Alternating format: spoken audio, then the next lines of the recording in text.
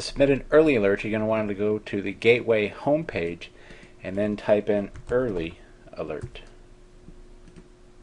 This is the homepage for the early alert system, where it gives you descriptions and information about what early alert is, how it works, and who to contact. If you have any questions, Jennifer Bradley and Sarah Leitz are the coordinators for the early alert system.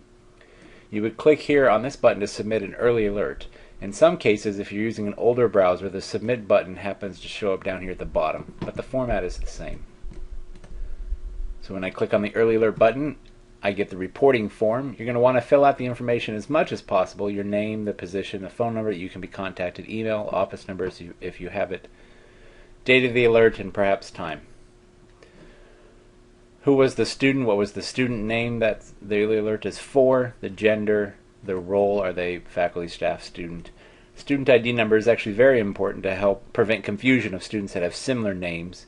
The student ID number allows the early alert team to get an accurate phone number and email. If you happen to have a more current number or email, please enter that here. If you need to add on an additional person that's involved in the same early alert for the same reasons, feel free to click add another person and fill out that information as it applies. Here it's asking what is the reason for the early alert. What things have you noticed? Is it low test scores, unsatisfactory progress, and excessive absences? You can check as many as that apply.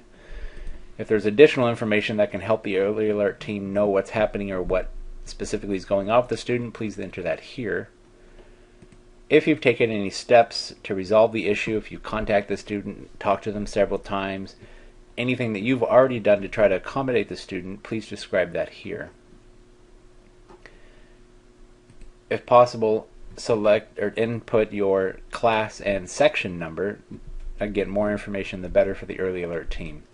If you happen to have supporting documentation like video or emails, perhaps you've contacted the student via email, or any other supporting documents that might be relevant, you can attach that here. And the last step is to enter the code that is listed over here on the right. This is done so that spamming doesn't occur with this system. You can select email me to get a copy of this report, and then you click submit to submit the documentation. Early alert will then contact you, usually within 24 to 48 hours, and keep you updated on the progress of the early alert with that student.